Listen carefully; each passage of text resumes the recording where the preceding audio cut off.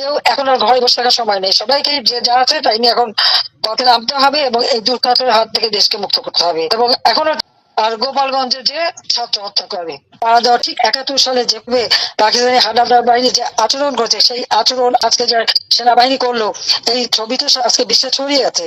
ইউনূস বাহিনী এসে তাকে মারছে, এরা দাঁড়িয়ে দেখছে। বঙ্গবন্ধু ভবন যখন ভাঙছে তারা দাঁড়িয়ে আছে। এই শাসক সেনাবাহিনী তো বঙ্গবন্ধুর হাতে গড়া। আর আমি আশা করি সেনাবাহিনীর উন্নতি করেছি। তারা দুপুরে ভাত পেত না, রুটি খেতে হতো, রুটি আর ডাল।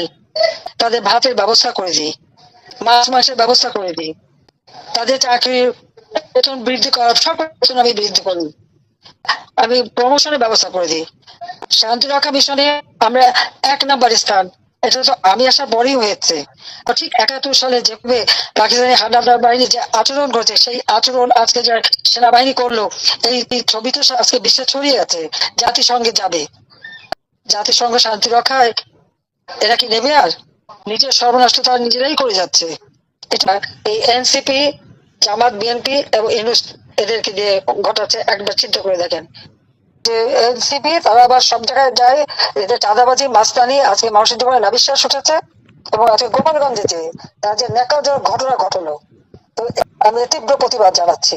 গোপালগঞ্জে যে ঘটনা তারা ঘটালো, এই যে উপদেষ্টাদের মধ্যে অনেকেই তো ছাত্রলীগ করতো। ছাত্রলীগ নিষিদ্ধ, আওয়ামী লীগের নিবন্ধন বাতিল, এমনকি আমরা কি আওয়ামী লীগের ভোটের অধিকার তারা কেড়ে নিচ্ছে। সাধারণ মানুষের যে ভোটের অধিকার সেটাও তারা কেড়ে নিয়ে যেতে চাচ্ছে। আমি এই হত্যাকাণ্ডের তীব্র প্রতিবাদ জানাই এবং সারা দেশের মানুষকে আমি প্রতিবাদ করবার জন্য এবং প্রতিরোধ গড়ে তোলার জন্য আমি আহ্বান জানাচ্ছি। কেউ এখন আর ঘরে বসে থাকার সময় নেই, সবাইকে যে যা আছে তাই নিয়ে এখন পথে নামতে হবে এবং এই দুর্ঘটনার হাত থেকে দেশকে মুক্ত করতে হবে। এবং এখনো